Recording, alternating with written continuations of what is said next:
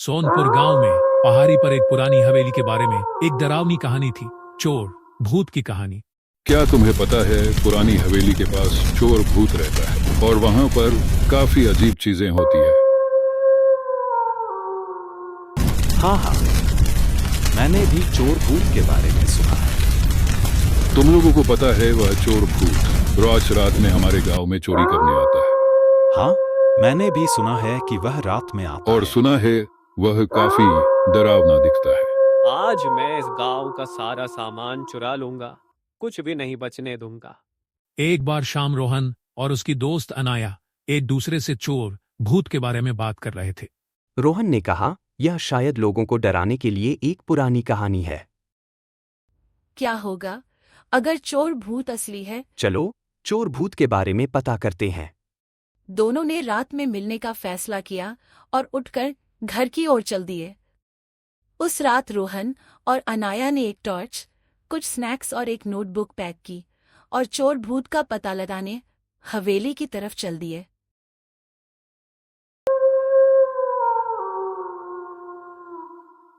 हवेली में अंधेरा था और उसकी खिड़कियां टूटी हुई थीं। वे दरवाजा खोलते हैं और अंदर चले जाते हैं, और जैसे ही वो हवेली के अंदर पहुंचे तो देखा कि टेबल के ऊपर बहुत सारी सोने की और चमचमाती चीजें रखी हैं।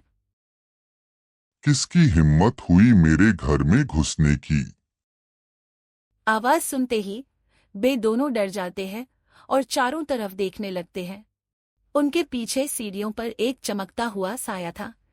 फिर अचानक से चोर भूत सीढ़ियों पर आता है और उनसे पूछता है, तुम लोग यहाँ चोरी करने आए हो?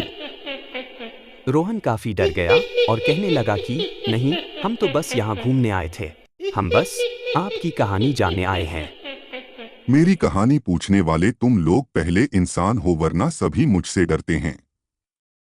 भूत ने कहा कि जब मैं जिंदा था मैं सबसे बड़ा चोर था। मैंने अमीरों के घर से चोरी की और सब कुछ अपने पास रख लिया।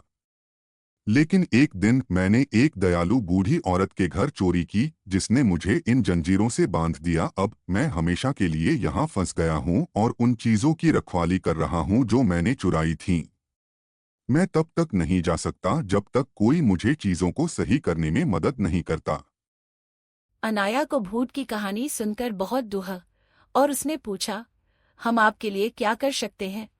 यदि तुम लोग मेरा चुराया हुआ सामान उनके मालिकों को वापस कर दोगे तो मैं आजाद हो जाऊंगा। बच्चों ने कहा कि हम लोग तुम्हारी मदद करेंगे यहाँ से बाहर निकलने में।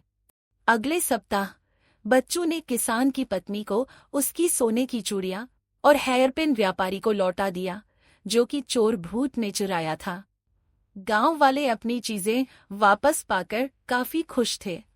चोर भूत अब उस बूढ़ी औरत के श्राप से आजाद हो गया और उसने बच्चों को धन्यवाद दिया। बच्चे उस चोर भूत को आजाद कराकर अपने गांव वापस लौट आए और वे बहुत खुश थे। बच्चों, अगर आपको वीडियो पसंद आया हो तो लाइक बटन दबाएं, और अगर आप इस प्रकार के और वीडियो देखना चाहते हैं तो सब्सक्राइब करें।